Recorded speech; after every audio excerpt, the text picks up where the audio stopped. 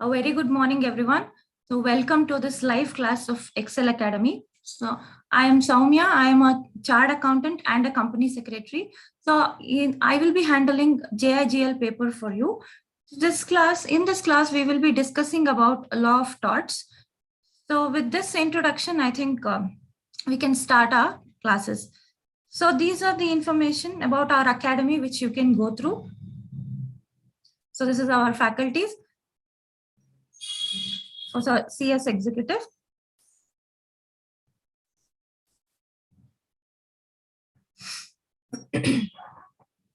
So today we will be learning about law of torts. So before starting this chapter, let us quickly understand one important information about law of torts is, see, this is not an enactment or a statute. So you will not be studying any sections, subsections. It's nothing. This is a very simple topic or a very simple chapter wherein you have to learn about the principles. So different principles which are given in law of torts. So if you understand these principles, like a story, you can easily score marks. And this is one of the, scoring topic in JIGL syllabus. This is one of the, scoring topic. So with this introduction, we will get into the chapter. So first, we will understand what the word tort means. See, this word tort has derived from the Latin word tortum. So tortum, nothing but wrong. Okay. Tort is a French word and tortum is a Latin word. So that is nothing but a wrong. So in English, if I have to tell what is the meaning of tort, it is wrong. But exactly, if you want to understand the meaning of tort, it is not all wrongs are not considered as tort. So we will understand exactly what is tort. So in simple, that is in a loose meaning. If you want to understand wrong, wrong means tort. So now we will understand what exactly is a tort. So simply stated, tort means wrong, but every wrong or wrongful act is not a tort.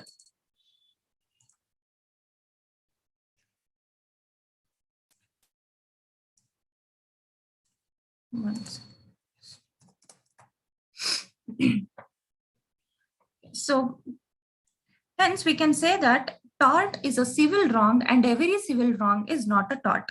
So what we are understanding here is tort means a wrong and it is not an offense. It's not a criminal offense. It is a civil wrong. Okay, so civil wrong means what? Criminal offenses like kidnapping, murdering. So those things are not considered as tort. So okay, that is not that will not come under the definition of tort. So criminal offense is not at all included in tort, but only civil wrongs will come under tort, and every civil wrong is also not a tort. So now we are just learning what is not a tort. So now we will understand exactly tort means what.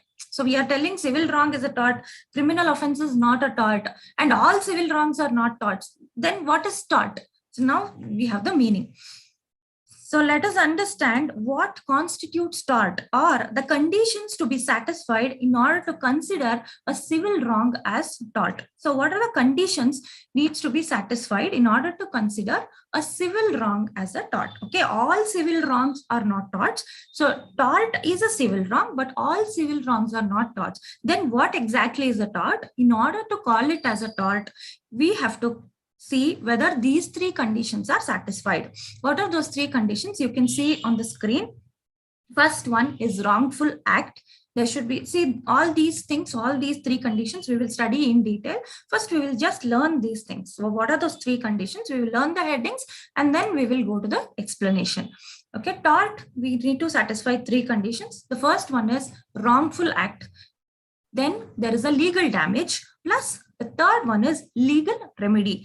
If these three conditions are satisfied, then only that particular civil wrong will come under the definition of tort. Otherwise, it will not come under the definition of tort. It is just a civil wrong, that's all. See, if any one of the condition is not present in a civil wrong, if any one of the condition is not present, it's not a wrongful act, no legal damage or no legal remedy, then it is not a tort. It is a wrong. It's wrong. I'm not telling it is an right act. It's wrong only. Still, it is not a tort. Okay, so these are the three conditions that are to be satisfied. So now we will see one by one. So we will try to understand. The first one is wrongful act. So what is this wrongful act? The act complained of under the circumstances should under the circumstances be legally wrongful as regards the party complaining. So under tort, if I want to go and file a case, I want to file a suit against a person, then that wrong, whatever I am telling, or the complaint, whatever I am giving against a person, that should be legally wrong. Legally wrong means what? In the eyes of law, that should be considered as a wrongful act. See, for example, I invite you for a dinner. Okay, I just invite you for dinner. Okay, if you don't turn up, if you are having, you're having your own classes or you're busy with your work, so you are unable to attend my dinner party. So can I go and file a case against you? It's not possible. Why? It's wrong only because I was waiting for you, and the food, whatever was prepared, it was wasted. So all these things are there. Definitely it is the wrong. You did not even inform me, but you did not turn up. So now, is this a wrong? Definitely yes, it is wrong only. But in the eyes of law, can I go and give a complaint against you, or can I file a suit against you? No, which I can't do it. So that is a wrongful act, means it is not just a wrong, which a person considers it as wrong. Maybe he has suffered losses, but in the eyes of law, is it a wrongful act? That is the question mark. If it is yes, then the first condition is satisfied. That is what they are telling. The act complained of should under the circumstances be legally wrongful as regards the party complaining. So every person whose legal right, like right to property or trespass or defamation, etc., they are violated without a legal excuse, has a right to take action against the person who has violated. Actual loss incurred does not matter. See, here the main thing, in order to consider it, whether it's a wrongful act or not, we see whether it is legally recognized. Okay, legally, if it is recognized as a wrongful act, then okay, you can go and give a complaint. So then, first condition of the tort is satisfied. Otherwise, if law says no, that is according to me, it's not a wrongful act, then we can't do anything. So even if you have suffered some damage, like I told you, the food which was prepared was wasted. So all this has happened. Still, I can't file a case.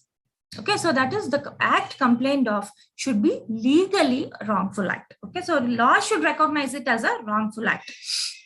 See now, like, right to property or trespass, that is, I can't enter someone's house or someone's land or property without giving them information, or not giving the information without taking their permission. So if I enter your house without taking your permission, and I just enter, step in, and just I'll walk out, that's all. I have not touched anything. I didn't even drink a glass of water.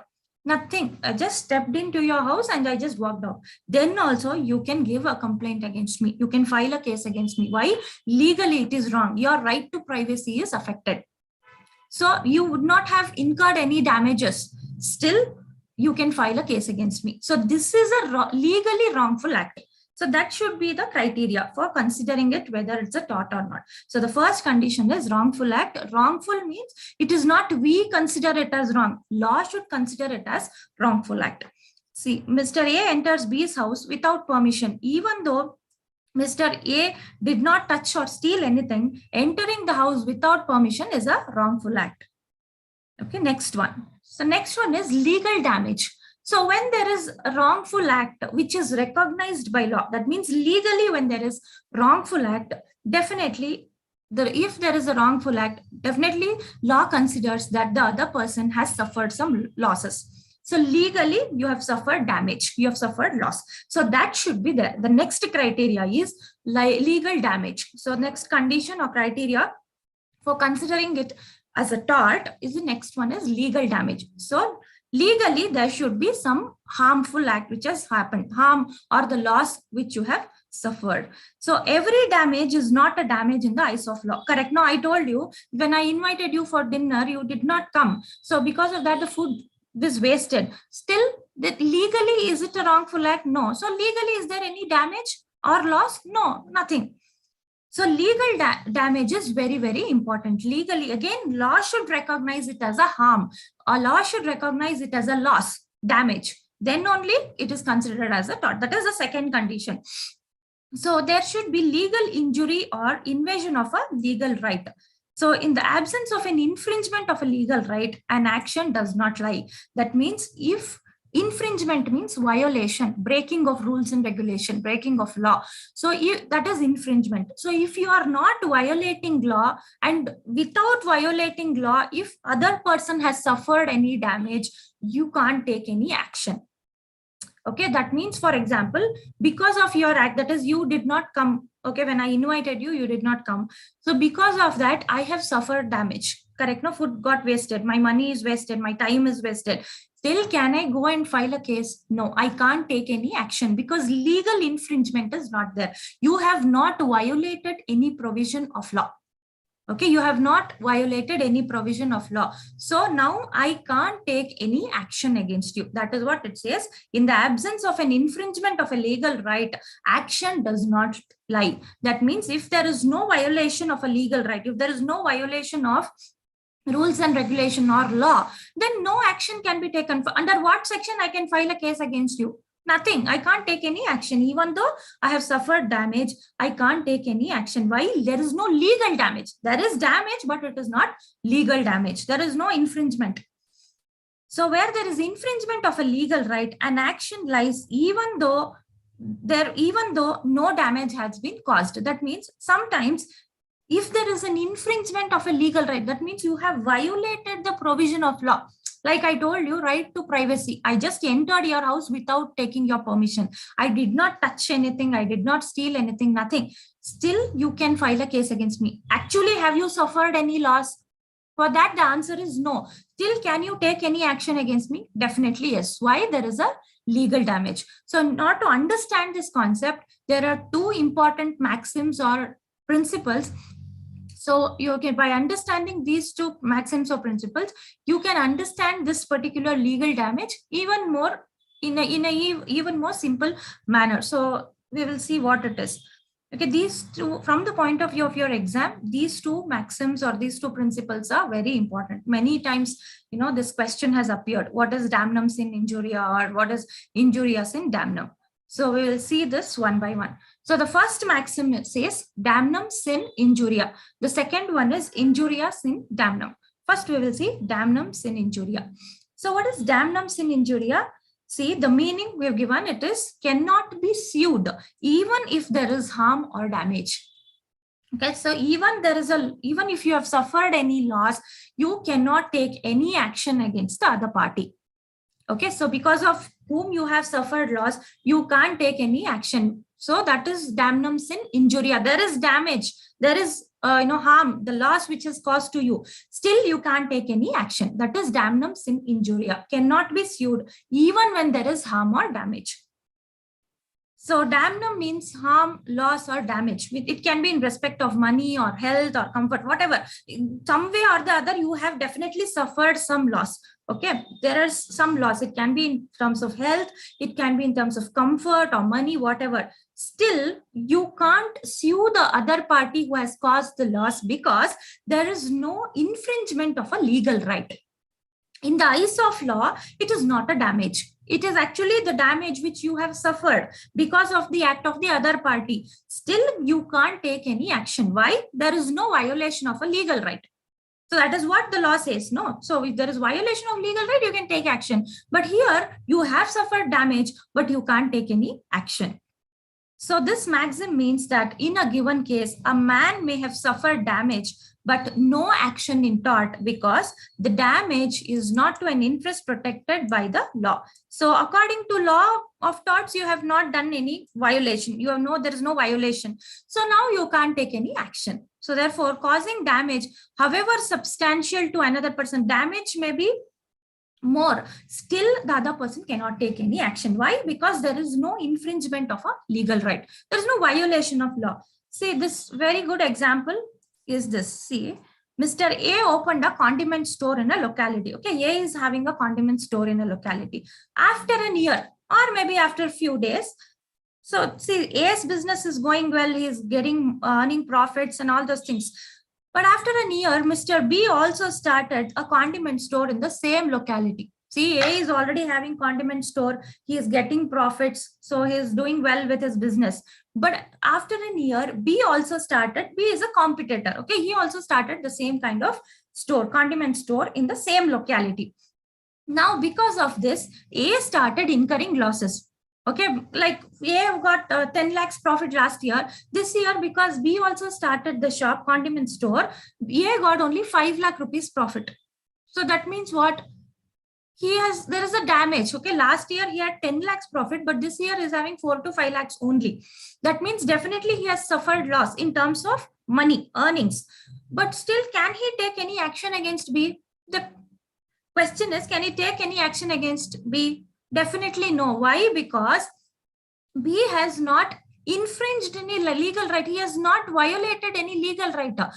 It's a fundamental right. Okay, as a citizen of India, wherever you want, you can start your business. So you need not take anyone's permission. If I want to flourish in my business, if I want to earn more profits, I should attract customers by giving them more offers or buy one, get one free, something like that, or by giving more discount or something like that. But I can't tell you should not start the business in the same locality. You should not become my competitor. So legally, there is no infringement of legal, there is no infringement of law. If you take the action of B has not done anything wrong. So legally, no action can be taken against B. But has A suffered losses? Definitely, yes. He has suffered losses because B started this condiment store in the same locality. But A can't take any action against B as B has not violated any provisions of law. A is having the fundamental right, means B is also having the fundamental right. No? So wherever he wants, he can start the condiment store. He need not take A's permission. So A has suffered loss, but he cannot sue B. That is damnum sine injuria. Even though there is damnum or damages, he can't take any action. So that is damnum sine injuria. We will go to the next one, that is injuria sine damnum. So what is injuria sine damnum? In injuria sine damnum, even though there is no harm, that means loss, actual loss, you have not suffered. Still, you can file a case against the other party. Still, you can file a case. Why? There is infringement of legal right. There is infringement of legal right. Like the act of trespassing. I gave you the example. No, I entered your house without taking your permission. I just entered your house. I did not touch anything, nothing. So entering the house without taking permission itself, why I'm violating your right to privacy. So you can file a case against me. You can sue me. So there is no harm, nothing, no damage, nothing. Still there is injuria, means infringement. Infringement is there. Loss, damage is not there. Still you can file a case against me. So that is injuria sine damnum. No harm, but still you can sue. It means injury without damage. That is where there is no damage resulted, yet it is an injury or wrong in tort. That is where there is infringement of a legal right resulting in harm, but plaintiff can still sue in tort. So nothing has happened. I just entered your house and I just walked out. That's all. So for that also, you can file a case against me. There is no damage. Is there any damage? No, nothing. Still, can you file a case against me? Is there any infringement of a legal right? Yes. Can you file case against me? Yes, you can do it. So that is injuria sine damnum. So some rights or interests are so important. Like I told you, no, right to privacy. So these rights and interests are so important that if it is violated, an actionable tort without proof of damage will exist. So that is that interest, that is right to privacy, or some interests are so important, which is conferred by law. If that is affected or if that is infringed, definitely an action can be taken, and court will not consider whether this person actually suffered any damage or not. So you would not have suffered any loss, you would not have suffered any damage. Still, that right itself is so important that every person is having that right, like right to privacy. So if that is infringed, that itself is an actionable tort. That itself is wrong. So again, court will not check further whether it has caused any damage or anything. That is not required only. So that infringement of right to privacy, that law itself, that itself is a tort. So law, again, court will not consider whether any damage has been caused or not. So that is no harm. Still you can sue and take action.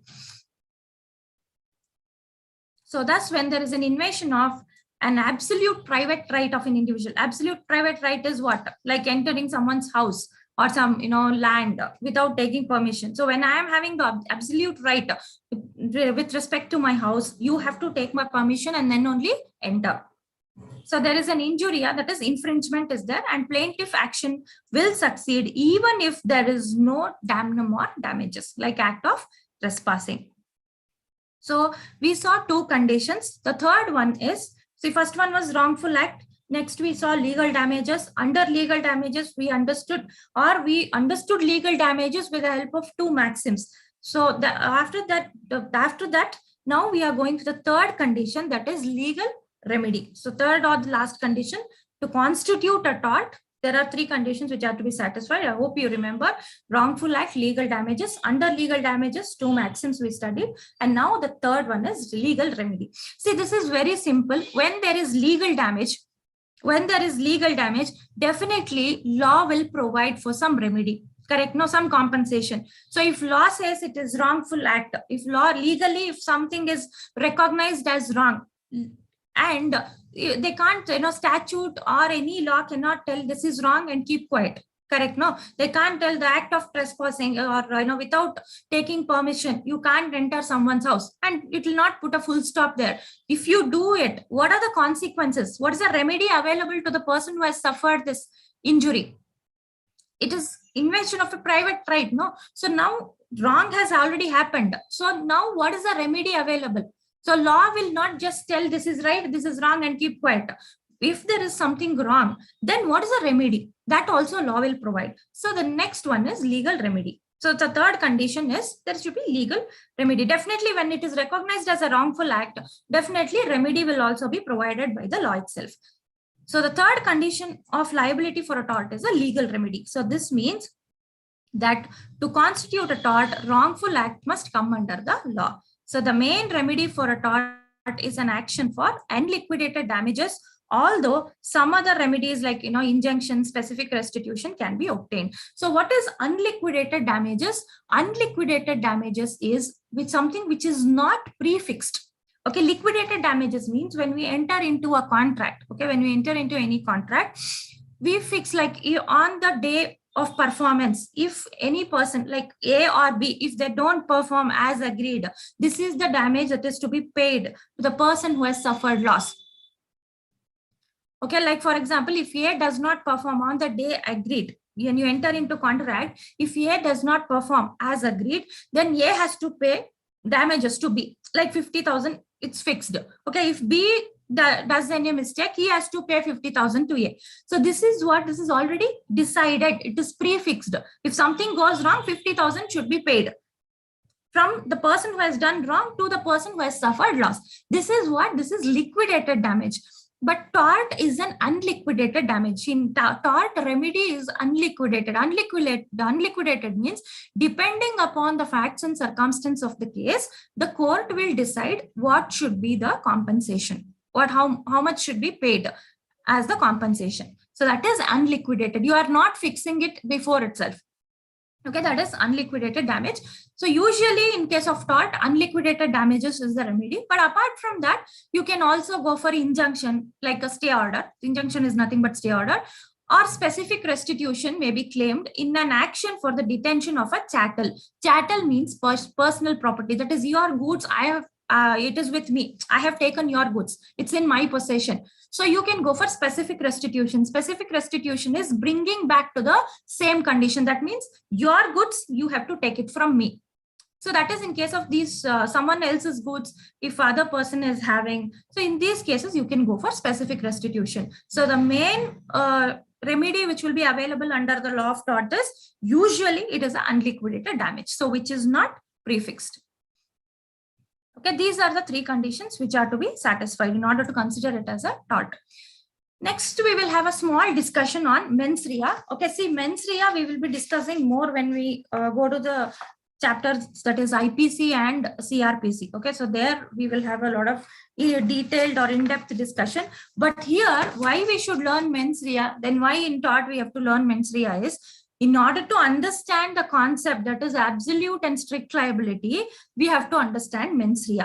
So mens rea is what? Mens rea is basically guilty mind. Only guilty mind should be punished. So that means what? If you have done wrong with a evil motive, okay, you have an intention, bad intention. With the bad intention, if you do any act, then only it will be punishable. That means for criminal offense, like if A is planning to murder B, it is his guilty mind only. No, first mind will give him the plan. If A has to murder B, if A is having any intention to murder B, so it is his mind, which gives him ideas. So first he will plan and then only he will execute. So then it is called as a guilty mind. So that is mens rea. So for always, criminal offense, when you want to punish a person under criminal offense, what we consider is whether there is mens rea or not. If there is no mens rea, it's just an accident. Correct? No, there is difference between accident and a planned murder. In accident also a person may die, but it is not planned. Correct? No, it is not intentional. But in case of murder, definitely it is an intentional act. It is already planned.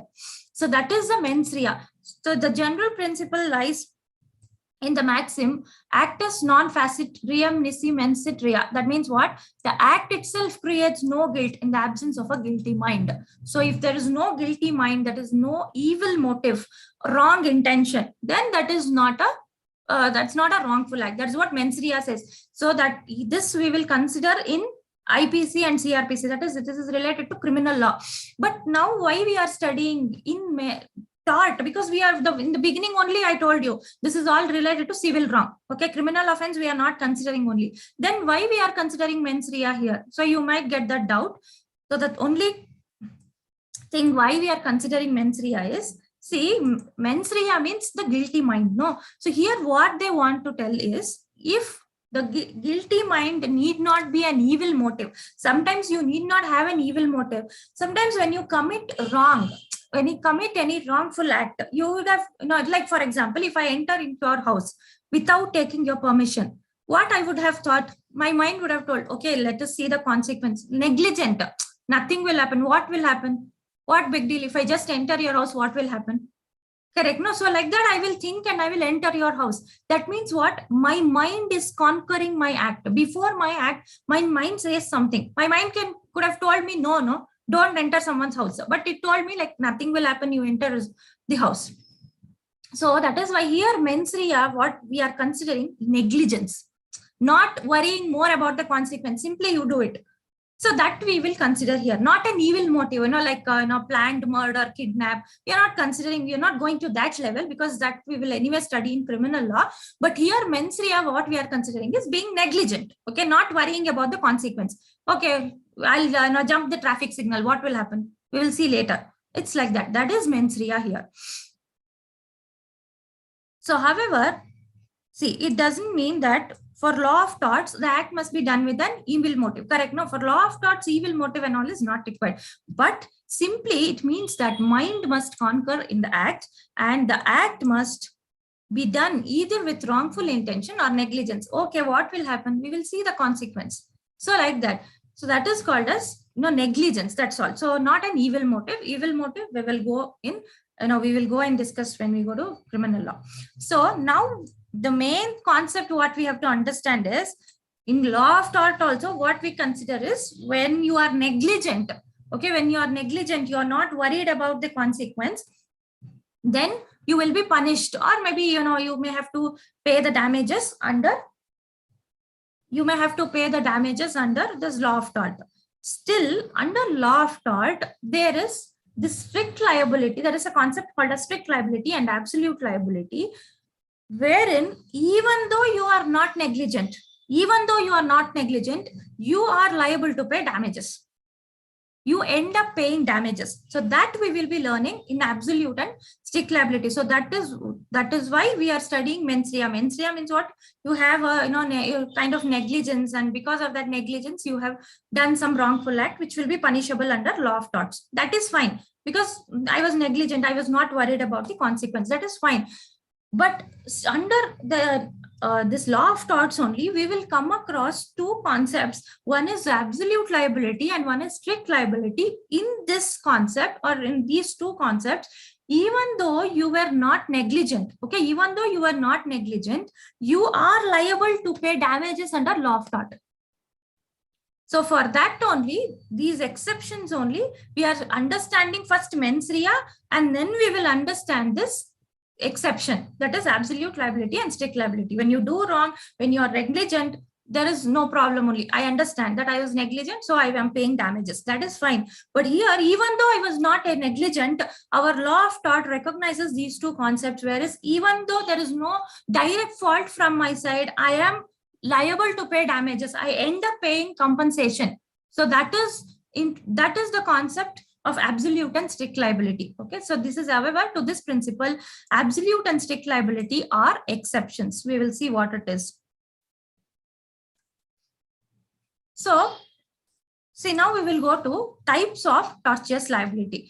Okay, see, so one more from the point of view of an exam, what you have to remember is, in exam, if they give you what is mens rea, write its exceptions. Okay, mens rea, you are anyway explaining in 1 or 2 sentences. Exceptions, you will be explaining only absolute and strict liability. Only those two are exceptions. Okay, those two are exceptions to mens rea. But if you get a question like what are types of tortious liability, or write a note on kinds of tortious liability, then you have to write all the 4: strict, absolute, vicarious, and vicarious liability of the state. Okay, so all the 4 you have to write. This you have to keep in mind. So now we will go to the next concept, that is kinds of tortious liability. So kinds of tortious liability, 4 types of tortious liability are there. So that means if you commit tort, you can be penalized, or you may have to pay damages under strict liability, or you may have to pay damages under absolute liability, or you may come under vicarious liability or vicarious liability of the state. Okay, we will see next one.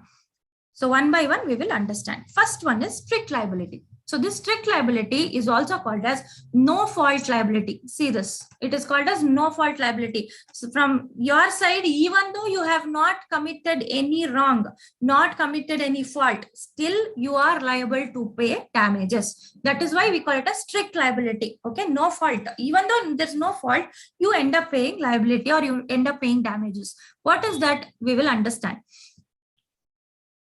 See, under strict liability, a person may be liable for the harm, even though he is not negligent in causing harm to the other person. See, mens rea we studied. Okay, so what it said, not an evil motive under tort, but still if you are negligent, you are not worried about the consequence, you end up paying liability. That we understood. But here, even though the person is not negligent, still he end up paying liability. He end up paying damages. What is this? So in order to be made liable under this doctrine or under strict liability, this principle, there are, again, for this also 3 conditions needs to be satisfied. So we will see what are those 3 conditions. See, what is strict liability? Strict liability, in simple words, it is a no fault liability. Okay, even though you have not done any mistake, no fault, you end up paying damages. So what is this? Even though you are not negligent, even though you have not done anything wrong, you are liable to pay damages means we have to understand even more, we should get even more clarifications to understand this concept. So that is why in this concept, what it's given is, see, if the court considers 3 conditions. In order to make you liable under this particular doctrine or principle, you should satisfy 3 conditions. What are they? First one is non-natural use. Next one is escape. The next one is damage. So if these 3 conditions are satisfied, court will not see whether you are negligent or not. Okay, court will not consider whether you are negligent or not. So court will just impose strict liability on you and you end up paying damages. This is why we call it as strict liability. So this is England case law. Okay, it says from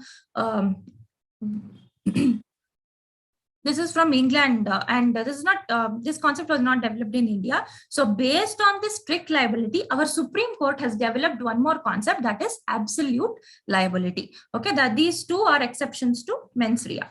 So strict liability, we have to see 3 conditions. So one is non-natural. See, what is a tort? For that also we understood 3 conditions. Now to impose strict liability also, court will consider 3 conditions. If these 3 conditions are satisfied, court will just impose the liability. Or you have to pay compensation. Whether you are negligent or not, that will not be considered at all. That will not be taken into consideration. That is why we call it as no fault liability. So this is what is non-natural use, what is escape, what is damage. This we will understand with the help of a case law. So that is Rylands versus Fletcher case. Okay, Rylands versus Fletcher. So in this case law, we will, if you understand this case law like a story, easily you will understand what is non-natural use and what is escape, what is damage. So what happened in this case law? Say here, the defendant had a mill. Okay, defendant is having a mill and the plaintiff is having a coal mine. So these two people are having the land adjacent to adjoining each other. So now this is the situation. Okay, defendant is having a mill and plaintiff is having a mine. Defendant is a person who has done wrong. Okay, against whom the case has been filed. So now he is having a mill and the plaintiff is having a mine. Okay, these two lands are adjoining to each other. So now what happened? This defendant, to supply water to his mill, he wanted to construct a reservoir. Okay, he wanted to construct a reservoir. What is a reservoir? Reservoir is an artificial lake. Okay, to store large amount of water, you construct a reservoir. It is an artificial lake created. Okay, so that is called as reservoir. So this defendant wanted to construct one reservoir. So he called an independent contractor. He did not construct. He wanted to construct. So he called one independent contractor and he gave this order, subcontract to him. He told, see, in this place, I need a reservoir to be constructed. This independent contractor said, okay, and he started working on it. But when he constructed the reservoir, see, this is I told you, this is an artificial lake which is created by the person, that is contractor. So water, you have to bring it from outside and pour it to the reservoir. So now what happened when the reservoir was constructed, so there were some wooden sticks beneath. Okay, but there were some wooden sticks beneath, which the independent contractor did not observe. Okay, he did not observe. So just like that, he poured the water. So actually what he should have done, he should have cleared those wooden sticks and then he should have poured the water. Because of this, this independent contractor was negligent, not our defendant. So this independent contractor, without observing that, he just poured the water. Because of the wooden sticks, the water flooded. Okay, the water flooded and it reached the coal mine of this, our plaintiff. Okay, plaintiff's land, it reached and it flooded in the coal mine. So now because of this, the plaintiff suffered losses. So he went to court and he filed a case telling, see, this reservoir was constructed. So because of that, the reservoir water was poured into the reservoir and it has flooded to my mine. So now I have suffered losses, I need compensation. So our defendant, he wanted to support his case. He said, see, I don't know anything. I just gave this contract to the independent contractor. He constructed the reservoir. He should have, seen or observed about these wooden sticks before pouring the water. It is not my mistake. I have not done anything wrong. But now court observed three things. So now we will see what are those three things. First one, non-natural use. Is there non-natural use? Yes, because constructing a reservoir is not a natural thing, correct? No, if you want to store the water, you can have a sump or a tank, correct? This is what normal people will do. So constructing an artificial lake only, it's something which is completely not common. It is something which is unusual, non-natural. So the court considered first condition, non-natural use. Is it? Yes. Yes, that condition is satisfied. Next one, escape. Escape is the thing which is damaged, whether it has escaped from defendant place to plaintiff place. Yes, water escaped. No, water is only has caused harm. So that water escaped from defendant place to plaintiff place. Second condition also satisfied. Third condition, damage. Is there any loss or damage which is caused to the plaintiff? Definitely yes. That is why he is filing the case. If all these three things are satisfied, court said, I am not considering whether you are negligent or not, whether it is wrong which is done by independent contractor or by defendant. It's your mill. You are the one who constructed this reservoir. You have to pay compensation. That's all.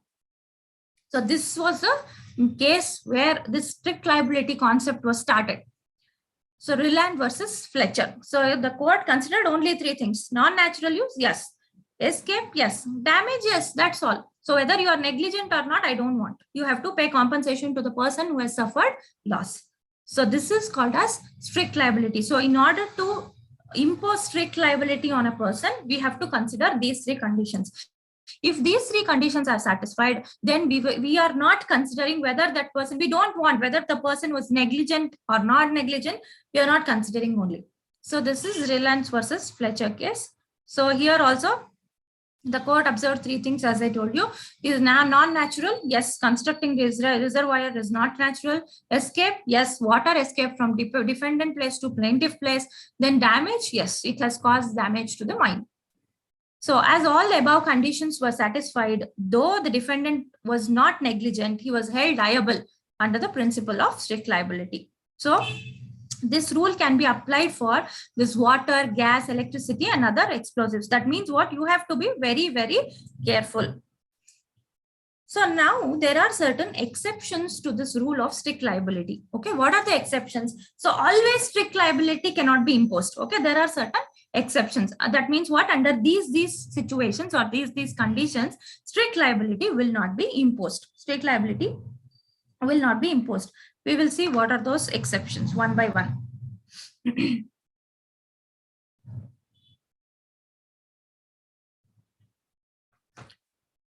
The first one, damage due to natural use. That means if in Rylands versus Fletcher case only, if the person, that is if the defendant had instead of constructing reservoir, if he had stored water in tank, or if he had constructed just a sump or something like that, then it is a common, it's natural. Okay, everybody needs water. You need to definitely, when you're having a meal, you have to store water. Correct. No, so that is okay. But constructing a reservoir is non-natural, something which is unusual. So that is why if anything, if damage has happened due to natural use, then the strict liability will not be imposed. Okay, in Rylands versus Fletcher, water collected in the reservoir in such a large quantity was held to be non-natural use of land. Keeping water for ordinary domestic purpose is natural. That is fine, acceptable. Examples for natural use are the lighting of fire in a fireplace of a house. So by that, if the damage is caused for that and all, there is no strict liability. It is normal. And necessary wiring for supply of electricity light. Correct. No electric light, for necessary wiring you have to do. Then water pipe installation. So all these things are natural use, but constructing reservoir is not something which is unusual. So that is not accepted. Then consent of plaintiff. Okay, plaintiff consent. See, for example, in Rylands versus Fletcher case only, if the defendant and plaintiff, both of them have discussed, and if plaintiff, assume if plaintiff had accepted that, okay, you can construct reservoir, then later, if this damage or if this situation had occurred, he was, the plaintiff will not get any kind of right to go to court and file a case. Why? Because the defendant has already consulted the plaintiff and he has taken his consent. So if there is consent of plaintiff also, later plaintiff cannot go and file a case. The court will ask plaintiff, did you give consent for this construction of reservoir or anything? If plaintiff says yes, then nothing can be done. No strict liability, nothing. So consent of plaintiff, if there is consent of plaintiff, strict liability will not be imposed. So where the plaintiff has consented to the accumulation of dangerous thing on the defendant's land, the liability under Rylands versus Fletcher will not arise. It will not arise only. Then act of the third party. Act of the third party means defendant also was unaware. You see, for example, we will take Rylands versus Fletcher only and we will try to understand. See, assume if the defendant, in our case, if he was not aware of this construction of reservoir, independent contractor only, he has only taken some decision and he started constructing reservoir. And later this damage has happened. Then we can't file a case against defendant just because it is his land. He was also unaware of it. This is an act of third party.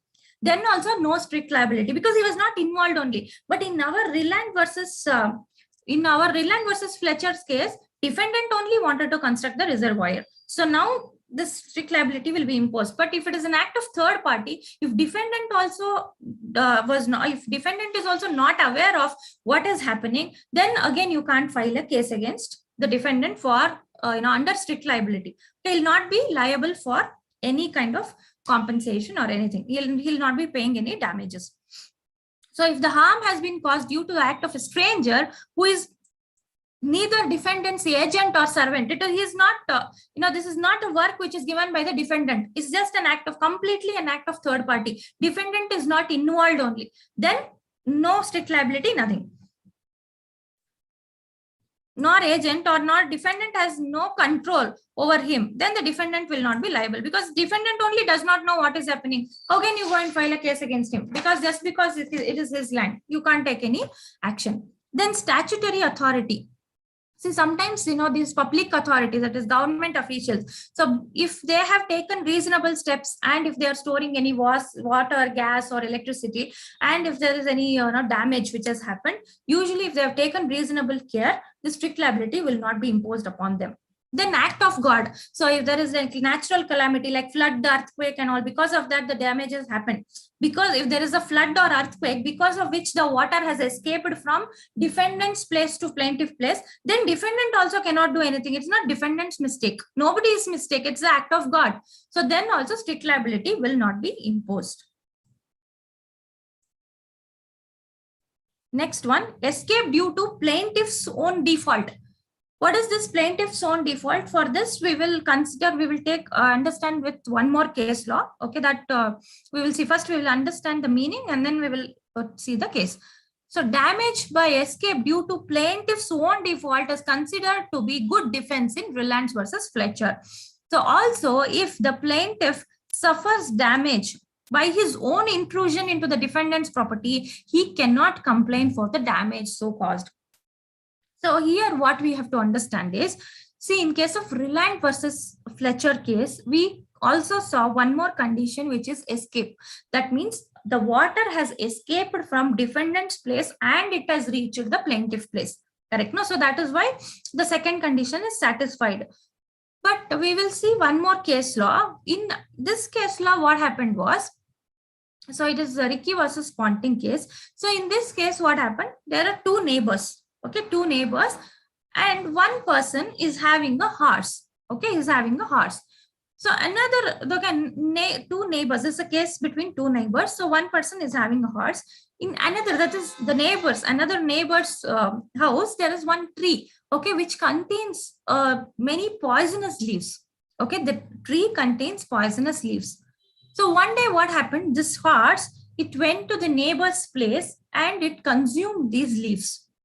Okay, horse went to the neighbor's place and it consumed these leaves. Because of that, the horse died. Okay, the horse died. Now, this person knew about this Rylands versus Fletcher. So he thought, I can file a case against my neighbor under strict liability. So he went to court, he filed a case telling strict liability. Then court again asked three conditions. It considered three conditions. Okay, so there is a damage. Yes, the horse is dead. There is damage. Then, is there any escape? Is there escape?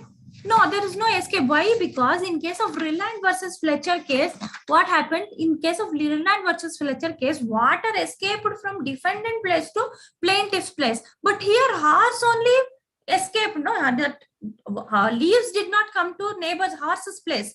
Horse only went to neighbor's place and it started consuming. So the escape is due to plaintiff's own default. So the court said you should have taken care of your horse. Non-natural use, yes, non-natural use is there. Why? Because that poisonous leaves is not natural. He should have cut down the tree or he should have taken some action. The owner should have taken some action. That is wrong. Non-natural use is there, damage is there. We will agree. But escape has happened due to plaintiff's own default. It's not defendant's mistake.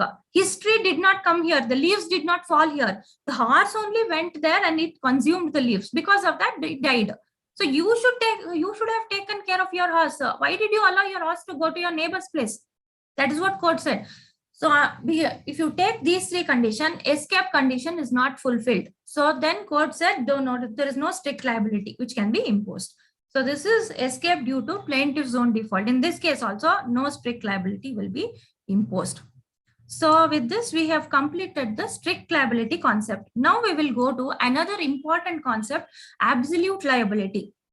See, what is this absolute liability? Absolute liability, this concept has been introduced by our Supreme Court. This is an Indian case law. So this is the concept was introduced in MC Mehta versus Union of India. So this is a case related to oleum gas leak with Shriram Food and Fertilizers, oleum gas leak.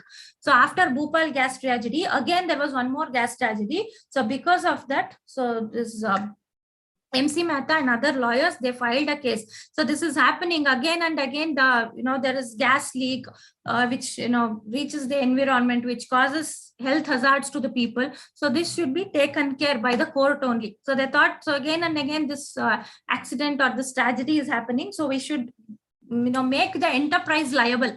Okay, we have to take some action. So that is why this absolute liability concept was introduced in by our Supreme Court. So it is based on strict liability only. Okay, it is based on the strict liability concept which was introduced by England, which was introduced in England. But completely we have not taken strict liability as it is. Strict liability, there are certain exceptions and so many things we have studied, but in absolute liability, there is no exception at all. Okay, there is no exceptions at all. So we will see what is this absolute liability. So the rule of strict liability without any exception is our rule of absolute liability. So that means our Supreme Court considered strict liability, but they did not apply strict liability as it is under MC Mehta versus Union of India. So Supreme Court coined one more term, or it introduced one more concept called as absolute liability. So the basis is strict liability only, but not completely. We have not taken strict liability. We have made changes to strict liability and we want to call it as absolute liability. So this concept is introduced in our Supreme Court. So this rule is laid down in MC Mehta versus Union of India in 1987. So the Supreme Court has discussed the applicability of Rylands versus Fletcher in case of MC Mehta versus Union of India and others, while determining the principles on which the liability of enterprise engaged in a hazardous or inherently dangerous industry dependent on if an accident occurred in such industry. So that means what? If you are an industry, if you are dealing with hazardous chemicals, you become 100% liable. That is absolute liability. We are not considering Rylands versus Fletcher case as it is in India. We introduce a concept called as absolute. Absolute means what? 100%.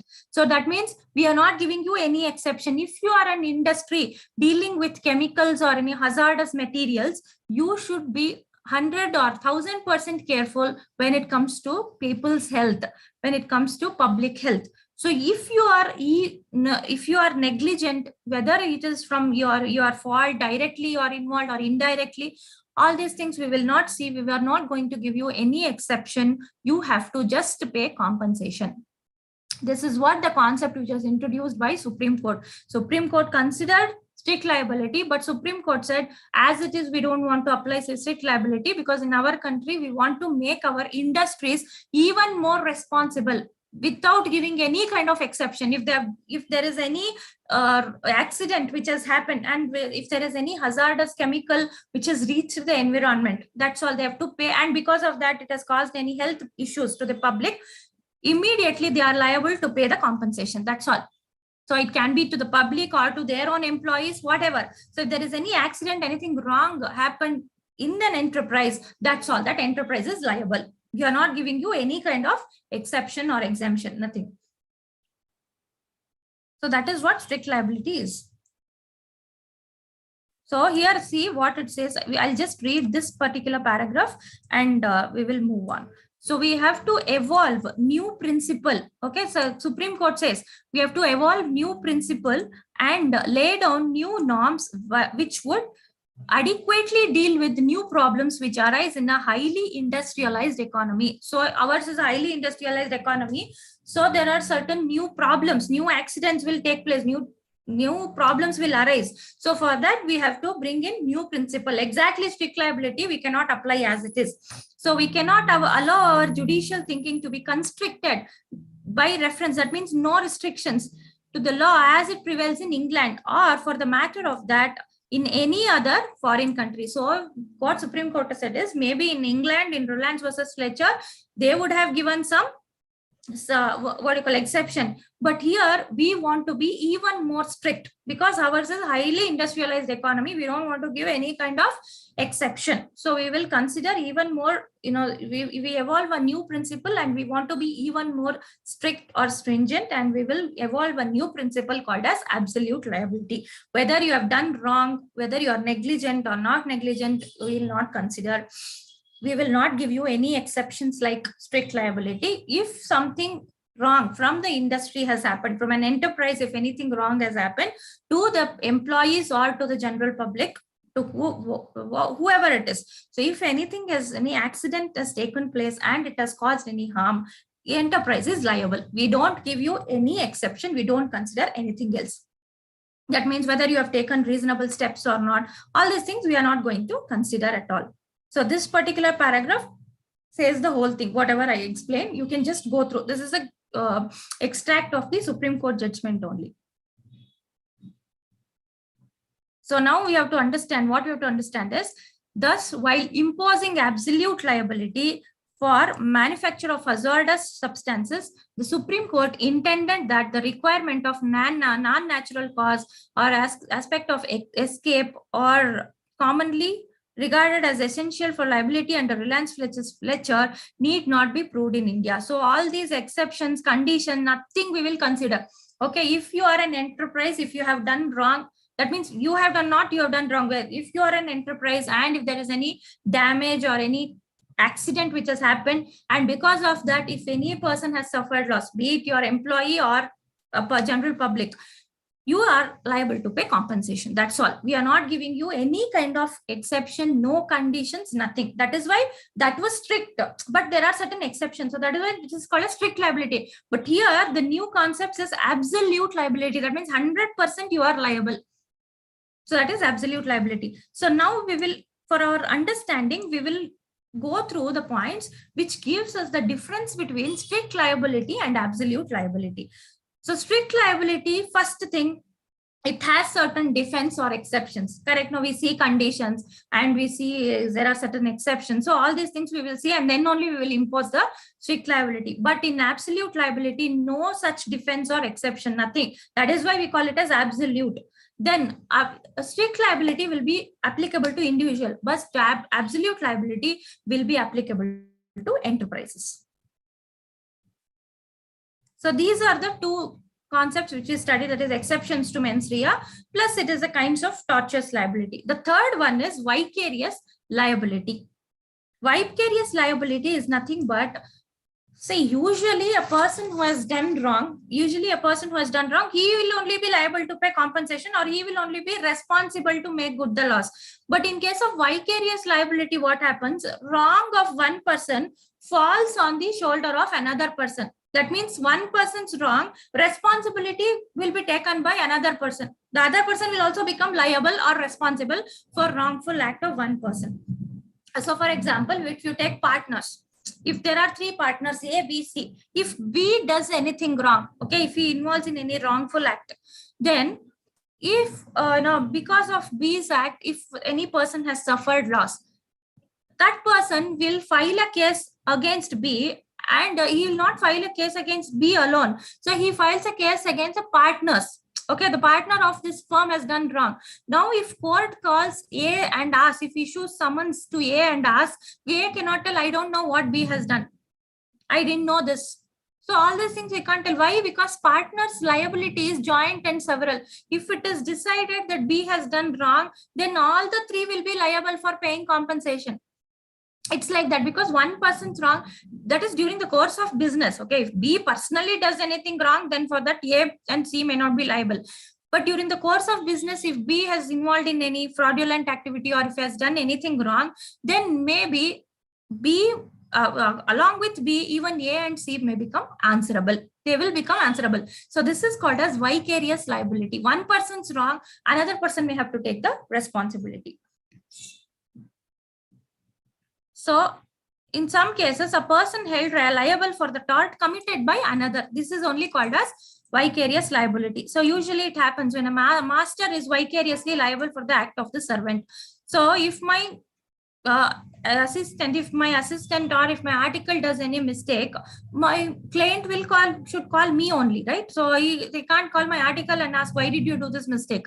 So a master will be liable for the act of the servant. Then a partner will be liable for the act of other partners. So this is called as vicarious liability. So common examples we will see principal and agent. So if I am having a business in Bangalore, so if I get business all over India, so I may open a branch in another place, maybe like Mysore or Chennai or Mangalore. So everywhere, wherever I open my branch, I have to appoint one agent to take care of my business, correct? No, he can buy, he can sell on my behalf, he will be entering into contract. If something goes wrong, then along with him, I am also answerable, I am also liable. So that is principal agent relationship. Why? Because the law considers, or the court considers, that agent, whatever he is doing, it is on behalf of the principal he is doing. It is not his own personal decision. Okay, he is doing it on behalf of the principal. So principal is also liable. So that is qui facit per alium facit per se. That means he who acts through another is acting himself. So that the act of an agent is the act of the principal. That means what? See, as I am getting business from all over India, all the places, what I will do, I can't be present everywhere. So one place is considered as a main or head office, and other places I will open branch and I will appoint my agent. So what agent should do, according to my instructions only they are working. On behalf of me only they are working. As I already told you, I can't be present everywhere at the same time, correct? No. So now for that reason only I can't be present, so I am appointing my agent. That means instead of me they are working. It is on behalf of me only they are working. So whatever work they are doing, whatever they are doing, it's all considered as they are doing according to my instructions. So that is why if they do any mistake, I am answerable, I am also liable. So when an agent commits a tort in the ordinary course of his duties as an agent, so that when he is carrying on any business activity, if he does any mistake, if he commits any tort, the principal will also be liable. Then partners also, as I explained, for the tort committed by partner in the ordinary course of the business of the firm, all partners are liable to the same extent as guilty partners. So all are equally liable. Then the liability of the partners is why? Because the liability of partner is joint and several, that we have seen. Next, master and servant. See, this also I have explained. So master, if master does any mistake, servant does any mistake, it falls on the master also. See, servant also will be liable. We will not, free the servant. Servant will also be liable. Plus, along with that, master is also answerable. Why? Because we consider that servant is acting according to the instructions of the master. He is not taking decision on his own. Okay, master is liable for the tort committed by his servant while acting in the course of his employment. So the servant, of course, servant is also liable, but their liability is joint and several. Both of them will become liable. See, now the master is liable not only for the acts which have been committed by servant, but also for the acts done by him which are not specifically authorized. The basis of this rule is on the maxim respondeat superior. Respondeat superior means let the principal be liable. See, first of all, whatever told by the master, that is only servant, that work only servant will be doing. So whatever the instructions given by the master, like that only servant will work. So that is one thing. Plus, master will also be liable for unauthorized acts of the servant. That means what? Maybe I have not told my servant or my assistant, to do such acts. Okay, I have told him to charge commission like 4% only, but he has charged more commission, like 7%. Still, even though he has done some unauthorized act, the maxim, that is a principle, says respondeat superior. That means whatever the servant has done to carry on the business during the course of business, whatever servant has done, let the principal be liable. Why? Because in order to make principal happy, all these things are done by servant. That is what the principal considers. That is what the maxim considers. So even though you have not authorized, you as a master, you have not told your servant to do it, still that servant has done it. Means in order to make you happy, in order to get you more profits, in order to get a good name, he has done it. So that means what? That means what? It's as good as done by you. So you are only liable. That's what it says. So master is liable even though servant acted against the express instructions for the benefit of his master. So as long as the servant acted in the course of employment. So in the course of employment, even if you go against your master, still your master will be liable. Still your master is liable. Why? Because the principle considers this is done by the servant. For what reason? He is not earning for himself. So at the end of the day, servant is getting his salary only. Whatever fixed by the master, that only he is getting. Still he is doing all these things, means for what reason? It is for the benefit of the master only. Then master only should take the liability also. So that is what it says. Next.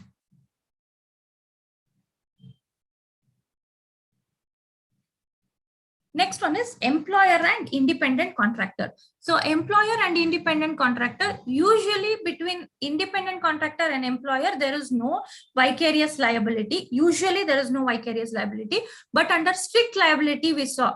Now there is Rylands versus Fletcher case.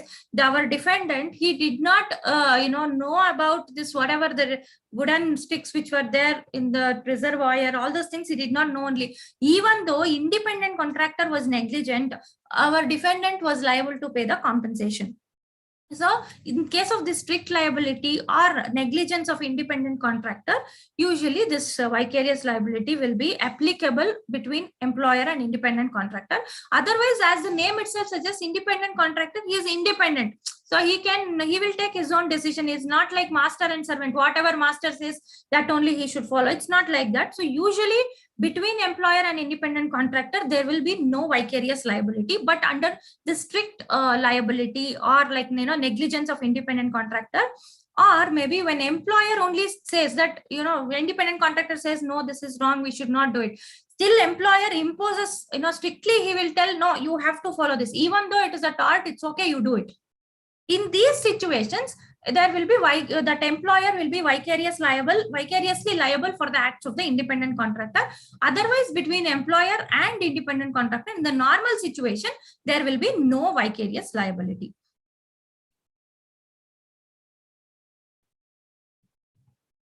So this is about the normal vicarious liability, like partners, employer, employee, all these things.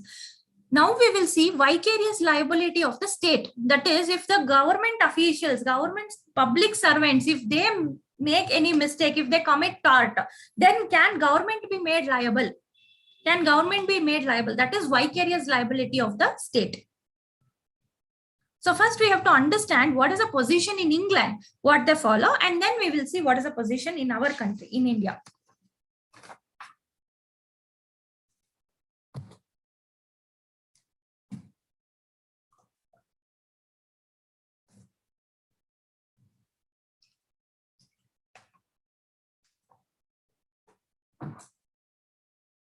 Okay, first, in England, what happened with the passing of Crown Proceeding Act 1947?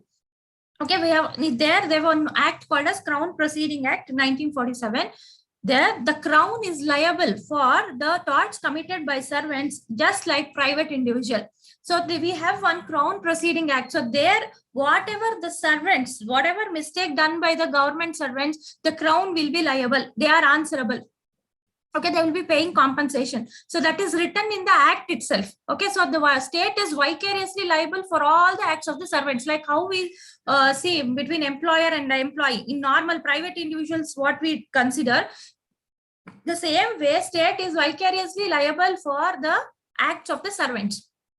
Where in England, because in the act they're having one act only, that is Crown Proceedings Act. In the Crown Proceedings Act 1947, they have clearly mentioned that the Crown is liable for the acts of the servants, just like private individuals. Even the Crown is liable for the acts of the servants. That means what? If the government servants, if they commit any tort, if they do any mistake, you can directly go and approach the Crown and they will give you the compensation.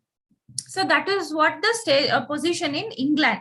So thus England, Crown is now vicariously liable for the torts of its servants. So there is no there is no confusions at all. So if the servant does any mistake, like any other private individual or private enterprise, you can go and approach the Crown, they will give you compensation. So that is a position in England. But in India, it is little different because we don't have any act as such, no statute where, it is written like, a government is liable for these acts, government is liable for, not liable for these acts. So like that, there is no act or a written statute which we are having in our country with respect to vicarious liability of the state. So the court only should decide and say whether in this particular situation for the act of the public servant, whether the government is vicariously liable or not.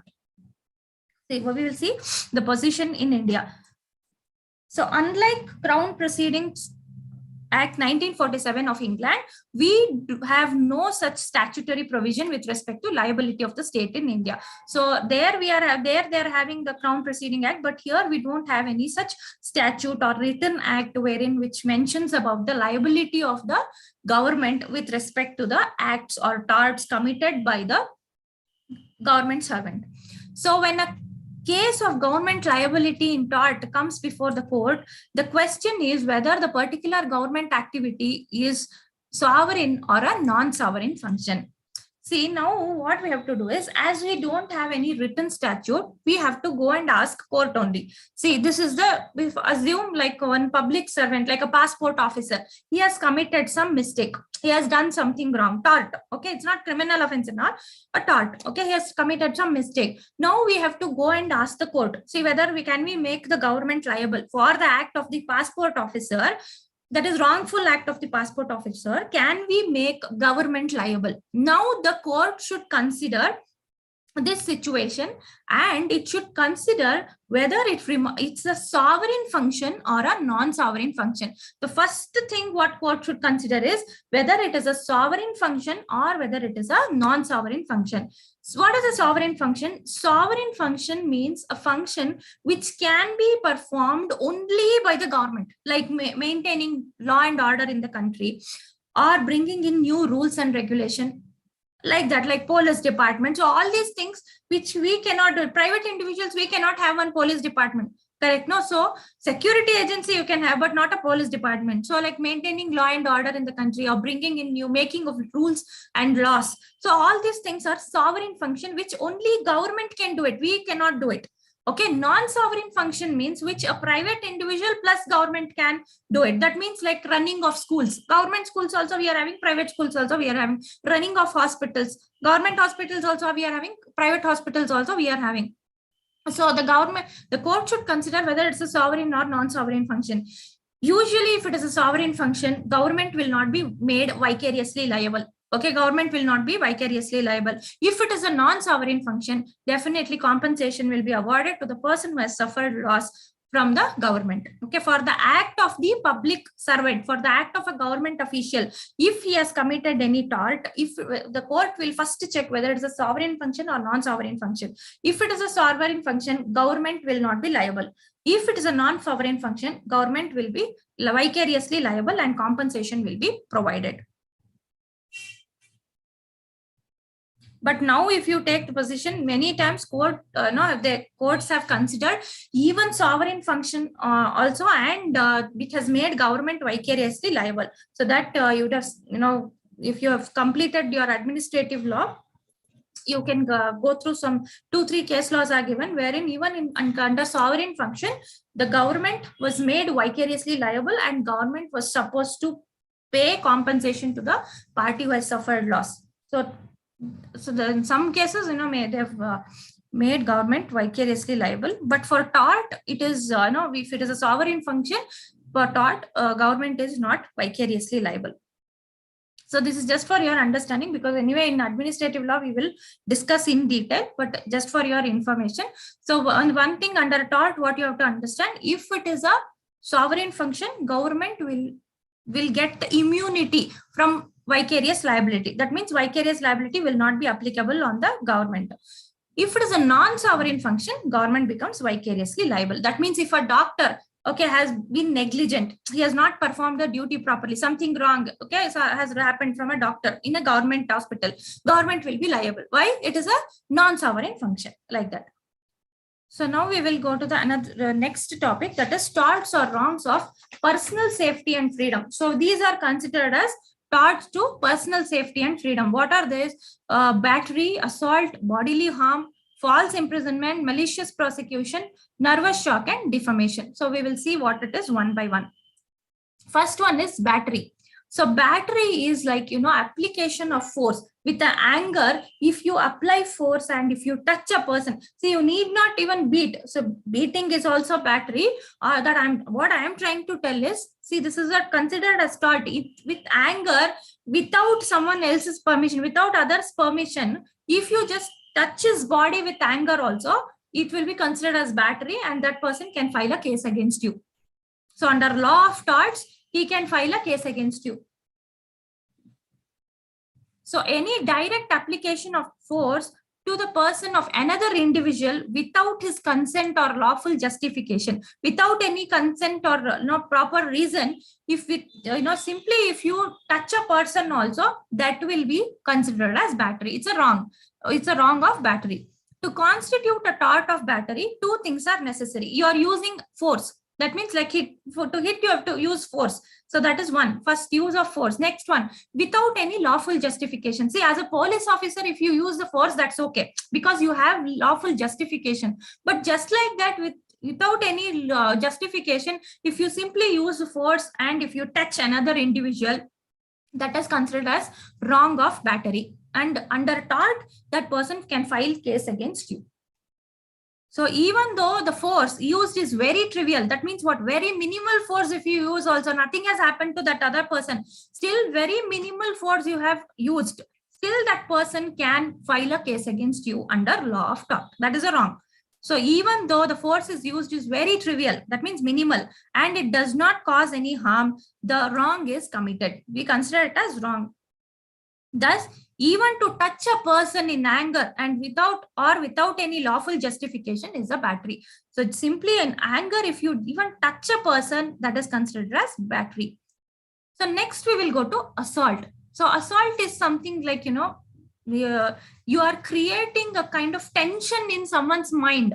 Like for example, I am pointing a loaded gun. So this means what? You are scared that what will happen in the next moment. This is considered as assault. Maybe I may shoot, I may not shoot. So that I don't know. But if I just point a loaded gun at you, that itself is wrong. That is called as assault. That is, I am creating a feel of anxiety or fear in your mind. So that is called as assault. So assault is any act of the defendant which directly causes the plaintiff immediately to apprehend a contact with this person. So it creates an apprehension in the mind of the person. What apprehension? That is a fear or anxiety. So if a person is coming to me, to hit, so that means immediately I'll know that, I get that fear in my mind. So that is called as assault. Usually when there is battery, there will be assault before that. Correct? No, if he is ready to hit, so if I take my hand like this, then immediately you will know that I'm going to hit you. So that is assault. Hitting is battery, but this is assault, creating a kind of apprehension or a tension in the mind of another person. So that is assault. Okay, thus when a defendant by his act creates an apprehension in the mind of the plaintiff, he is going to commit battery against him. The tort of assault is committed. So if you hit, before hitting, the person gets that apprehension in his mind. He gets a fear in the mind. So assault is also done, battery is also done. So that is called as assault. Usually when there is a battery, there will be assault also. Correct? No, usually when you are hitting, the person will have that assault also. You would have felt fear, that anxiety. So assault, usually when there is battery, assault will also be there. But unless the person is hit from behind. So you have not seen, only then there can't be assault. So unless a person is hit from behind. So example, to point a loaded gun. This. Next one is bodily harm, any kind of bodily harm. Okay, that is considered as tort, like a willful act of the defendant calculated to cause any physical harm to the plaintiff. in fact causing physical harm to him. So any kind of physical harm you are causing to the plaintiff, that is a tort. Next one is false imprisonment. Unnecessarily detaining a person. Imprisoning, see, if you are a police officer, properly with arrest warrant and all, if you detain a person, that is fine. That is imprisonment. False imprisonment means without any legal justification, without any reasoning, just because you don't like the other person, you detain him. So that is called as false imprisonment. So we will see what it is. So that false imprisonment will also come under tort. So false imprisonment means the imposition of a total restraint. So you're restricting for some period, however short. See, even for 10 minutes, if I make you sit in a room, and if I lock that room, that is considered as false imprisonment. It can be even for 10 minutes. So that is why, however short. So false imprisonment consists in the imposition of a total restriction for some period, however short, upon the liberty of another without sufficient lawful justification. So without any proper reasoning, without any justification, if you restrict someone from going from one place to another, that means you are taking their liberty. So which is wrong. That is considered as false imprisonment. So in false imprisonment, a person is confined within certain limits so that he cannot move about, and so his personal liberty is infringed. See, it is our liberty is a fundamental right as a person so it is our fundamental right to move from one place to another. If you restrict that, it means that my personal liberty only is infringed. It can be for 10 minutes or even 5 minutes, but still you should not do it. So that is considered as false imprisonment. So if you have a legal justification, that is a different issue. Without any legal justification, if you do it, it is considered as false imprisonment. So it is a serious violation of a person's right and liberty, whether being confined within the four walls or being prevented from leaving the place where he is. So that is, for example, if I tell you, like if I call you and tell you should not step out of your house, you should stay whole day, you should stay at your place only, then also it is false imprisonment, because I am taking away your liberty. Or maybe I will lock you in a room, like kidnapping. That also is wrong. Plus, if I tell you, I'll just call up and tell you, you should not step out of your house today, you should stay there itself, then also it is a false imprisonment only. It's not like I need not tie your hands and legs. That is not false imprisonment. If I just make a call and if I tell you should not come out of your house, that is also false imprisonment. So if a person is restrained by a threat, from leaving his own house or at an open field, there is false imprisonment. So if I tell you not to leave from your house, or you are in the open field, I tell you should not come out, you should be here only, in this place only, that is also false imprisonment. It is basically what I am taking away your liberty. It is a serious issue. So this is also considered as a tort, and other person can file a case. Next one is malicious prosecution. Malicious means, what do you call it? A wrong intention. Okay, dishonest intention. So that means, see, for example, if I don't like a person, I create all kind of fake evidences and I will file a case against that person. Criminal offense. Okay, I will file one criminal offense, a criminal case against that person. So now after the case gets over, that person against whom I filed a case, that person actually has not, it is considered as that person has not done any mistake. I filed a case, for example, I filed a case against you. Okay, criminal case I filed against you. Actually, you have not done anything wrong. Just because I don't like you, I filed a case against you. And now the case is going on and it's completed and the judgment has come, and judgment says you have not done anything wrong. It's all because of me. Okay, I created all wrong evidences, and because of that, you suffered all this loss, like, with respect to your maybe money, time, and the image. All these things has been affected. Correct. Now you can file a case against me telling it was a malicious prosecution. Okay, that is a different issue. Okay, that is the different case. Judgment has come and you are considered as, you have not done anything wrong. Now you can file a case against me telling it was a malicious prosecution with a dishonest intention. I did not want any, judgment, I did not want any justice. I just wanted you to suffer in this case. So now you can file a case against me. That is malicious prosecution. So malicious prosecution consists in instigating judicial proceedings, usually criminal, against another maliciously and see without any reasonable and probable cause. I don't have any cause, any reason. I don't want justice. Simply to create problem to you, I want you to suffer. That's all. Okay, for that reason, I have filed a case against you. That is considered as malicious prosecution. And which terminate in favor of that other, which results in damage to his reputation, personal freedom, or property. In this situation, you can file a case against me, telling it was completely a malicious prosecution. So what are the essential elements for this tort? First, there must have been a prosecution of the plaintiff by the defendant.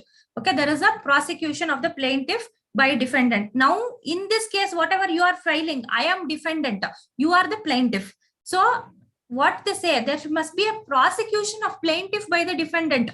I should have filed a criminal case against you. That is what it says. There must have been a prosecution of the plaintiff, you, by the defendant. I have filed a case against you. Then there must have been want of reasonable and probable cause. So there was no proper cause. I did not want any justice. I just wanted you to suffer, cause some damage to you, your reputation, your money, your time, whatever. I just wanted to cause some damage.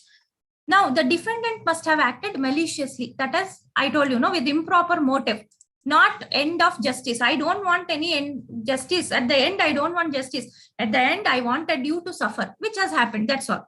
And the plaintiff must have suffered damages as a result of prosecution. That means you have suffered damages because of all this malicious prosecution. And the prosecution, at the end, it should have terminated in favor of the plaintiff.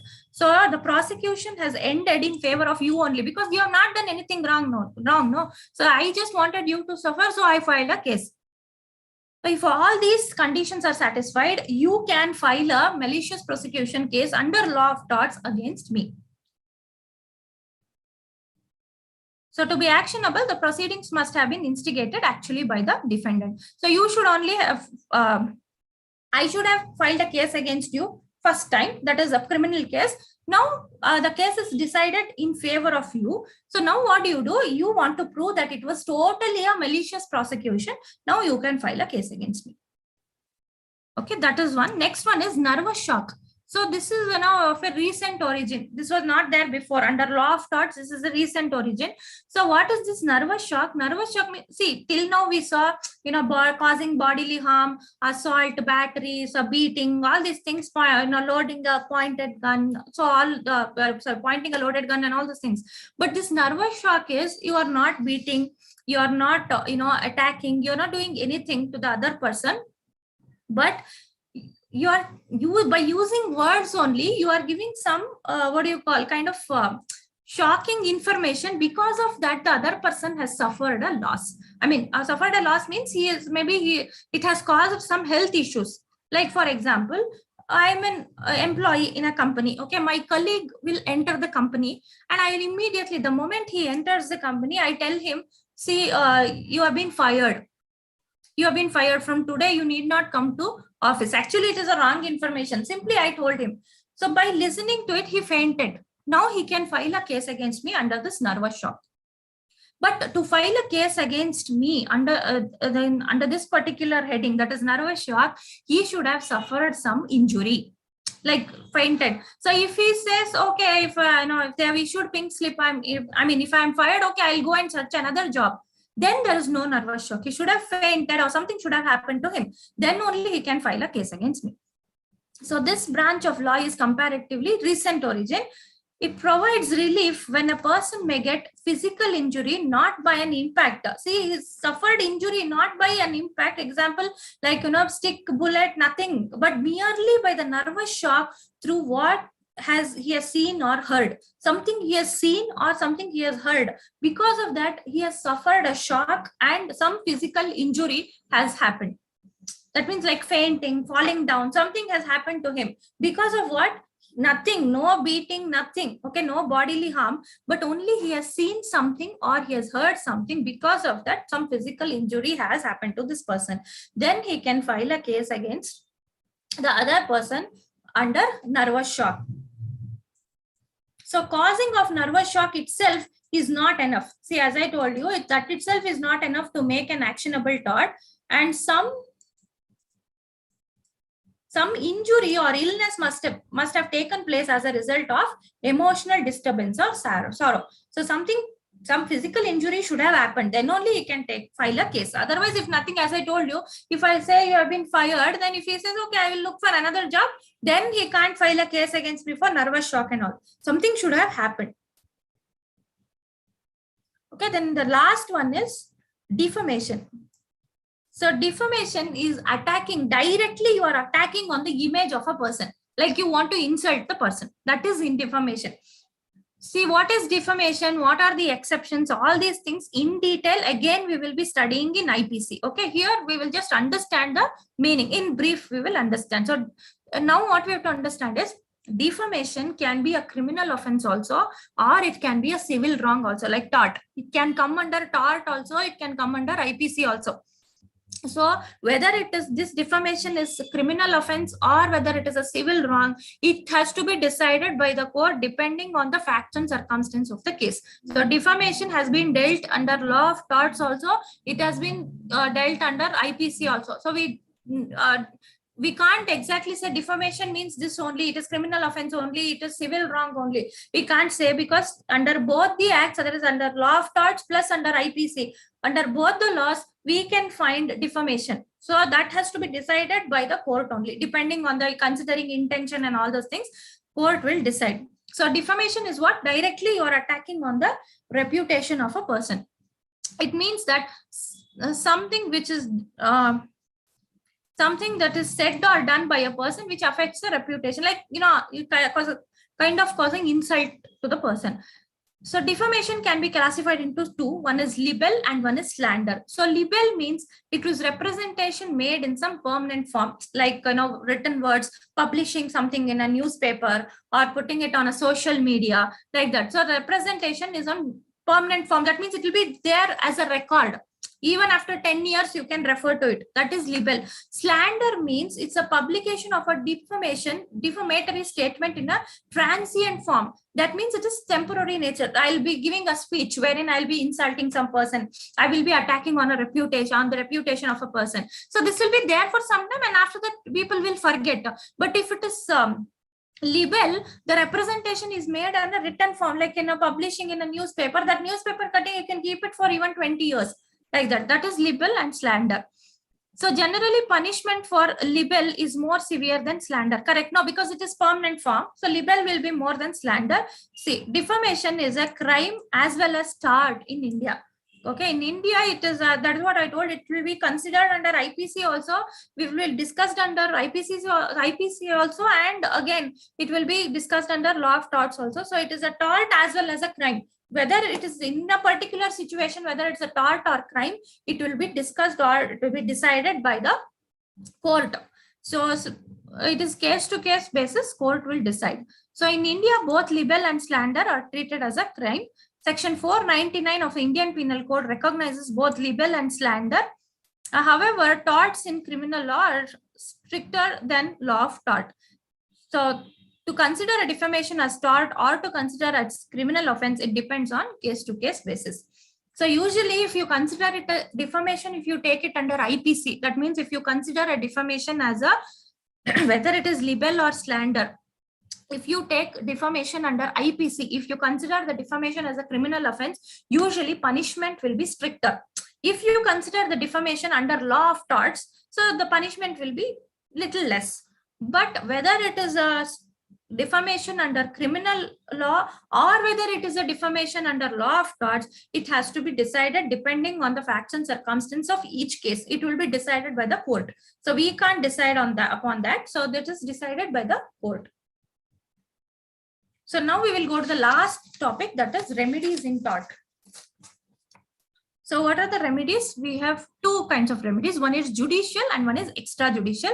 Under judicial, we have three. So judicial means what? You go to court and you can claim the remedy. Okay, you can take this remedy. So if you want a remedy, if you want judicial remedy, this will be available only when you go to court. You have to approach the court for this. Extrajudicial remedies means apart from court, you're not approaching court, you're not going to court, you are only taking this remedy that is outside the court settlement kind of, that is extrajudicial. So judicial remedies are of three types. One is damages, one is injunction, and specific restitution of the property. Extrajudicial, we have 6: self-defense, prevention of trespassing, re-entry on land, recapture of goods, abatement of nuisance, and distress damage, pheasant. Okay, first we will see judicial remedies, which we have already discussed. So we will see what it is. Okay, three types of judicial remedies, because these things, whatever we are seeing, no, injunction, damages, and all those things. So injunction, again, yeah, we'll be discussing it in another chapter. So that is why in administrative law also we have discussed. So this, in law of torts, there is no full explanation which is given in law of torts. That is for your syllabus. Injunction explanation is not given. So we just should learn that there are three remedies, which is, according to judicial, that is judicial remedies, we have three: damages, injunction, and specific restitution. Extrajudicial, you have explanation. So first one is damages. That means if you want to claim compensation, you have to go to court only. Why? Because unliquidated damages, court only has to decide. If it is not prefixed like liquidated. So you have to go to court if you want compensation. Then injunction, stay order. Stay order cannot be issued by a private individual. You have to go to court and you have to get the stay order. So that is, restricting a person from carrying on a wrongful act. So that is injunction. For that also you have to go to court. Then specific restitution of a property. So what is specific restitution of a property? It means a person who is wrongfully dispossessed of immovable property or any specific movable property is entitled to recover such property. That means your goods, movable or immovable, your goods are taken by someone else, or your immovable property has been occupied by someone else. Now you want to get it back to the same condition. That is specific restitution of property. So now in order to do that, you have to go for the, you have to go to court only to get this particular remedy, that is specific restitution of property. So these three are judicial remedies: damages, specific restitution, and injunction. So next we will go to extrajudicial, that is outside the court.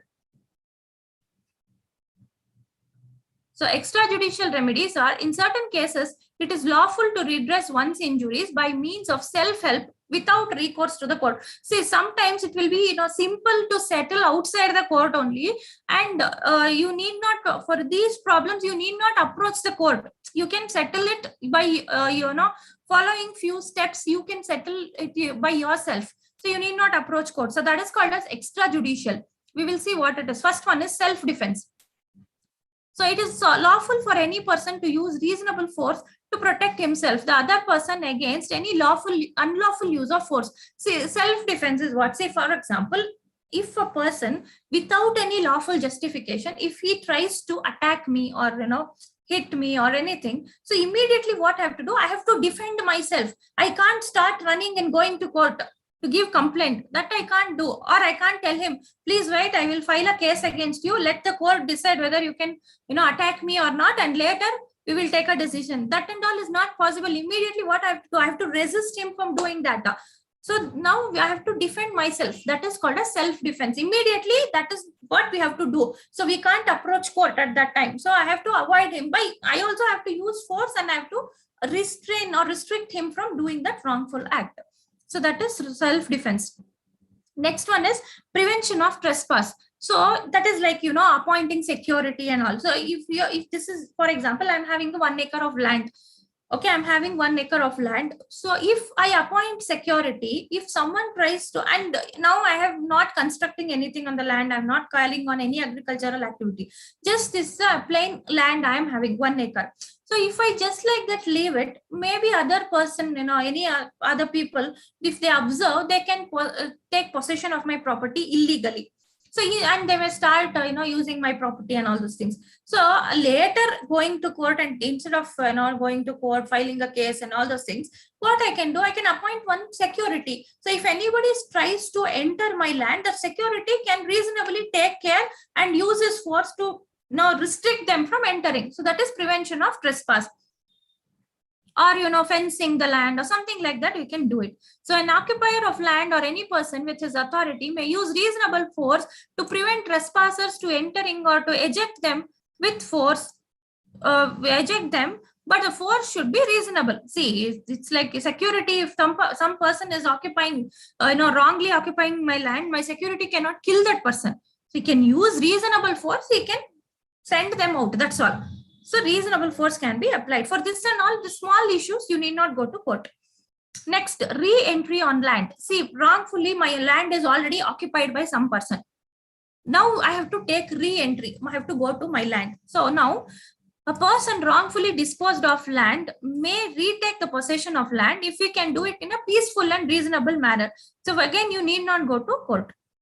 Recaption of goods. That is, you see, for example, my goods, it's with you. By mistake, you have taken and my goods are with you. So in a friendly manner, I can talk to you and I can take back my goods. Recaption of goods. So for that, why should we go to court? So someone else's goods, see, my goods, someone else cannot have. That means from my loss, another person cannot take a double benefit.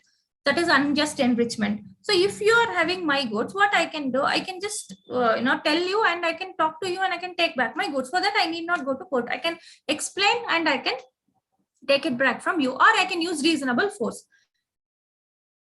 So it's neither a crime nor a tort for a person entitled to possession of a chattel in it either peacefully or by use of reasonable force from one who has wrongly taken it or wrongly detained it. So my personal property, if you have wrongly taken it, I can use reasonable force, or first I can try in a friendly manner. I can use reasonable force and I can take it back.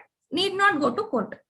Then abatement of nuisance. See, this is usually like, for example, my neighbor's tree or plant branches are hanging on my compound. Okay, so now the nuisance must be the nuisance must be terminated, stopped. So that is causing disturbance, correct? Now the branches are hanging on my compound wall. So the nuisance must be terminated. So now what you can do, the occupier of land may lawfully abate any nuisance injuriously affecting it. So thus he may cut overhanging branches as spreading the roots from his neighbor's trees, but upon giving notice by choosing least mischievous method and avoiding unnecessary damage. So by giving notice, I can cut the branches of the trees. So whatever is overhanging branches, whatever it's causing nuisance, by informing my neighbor, I can do it. So while doing it, while cutting the branches, I can't, take a mischievous method wherein instead of cutting the branches, I'm even damaging the compound wall. That and all should not be done.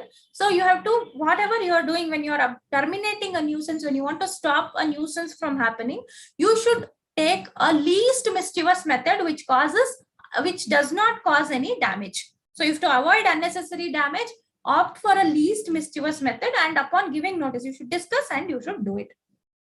Next, the last one is distress damage feasant. So what is this distress damage feasant? This is an occupier may lawfully seize any cattle or any chattel which are unlawfully on his land doing damage there, and detain them until compensation is paid for the damage. The right is known as distress damage feasant to restrain things which are doing damage. So this means, for example, see, I'm having an agricultural land. So my crops are, ready. Now it's ready. I can cut and I can sell it. Okay. So now when I'm in the process of cutting my crops, packing it and selling it. So now you are my neighbor. From your land, there are few cows, which the cattle which come to my place, that is my agricultural land, and it starts damaging all these crops. So now what I can do, I will catch hold of the cattle and I will tell you, see, it's your cow, or it's your personal whatever, it can be cattle or it can be a goat or whatever it is. So it is, you're the owner, it's yours. So if I have to give this to you, you have to pay me the damages. So for this, should I go to court? Can I tell the cattle, you please wait, I will go to court, I'll file a case, and after that, you can start eating the crops or you can start damaging the crops? I can't do all these things. In that situation, it is emergency. Distress means what? Immediately you have to take some action. So that you have to stop the damage from happening. So immediately you have to take action. What I have to take action? I will catch hold of the cattle and I will take it into my custody. So I will tell the owner, see, you are the owner of this cattle. No, you have to pay me damages. It has damaged so much. So you have to pay me money. After that, you take your cow and you can go. Or whatever, your goat, cow, sheep, whatever it is. So you can take it and go. That is distress damage fees. And so when damage is happening, immediately I should take some action, and rather than go approaching court, taking the waiting for the judgment of the court. So all those things I don't have time. Immediately I have to take action because I have to stop the damage from happening. So that is called as distress damage fees. So these are the situations where you need not approach the court and you can take decision on your own. So that is called as extrajudicial. So remedy you can take on your own. So you need not go ask the court for remedy. So with this, our law of torts has come to an end. So if you all have I hope you have my number, and whenever you have any doubts, you can contact our academy. So thank you so much and wish you all the very best. So any doubts, please feel free to contact our academy.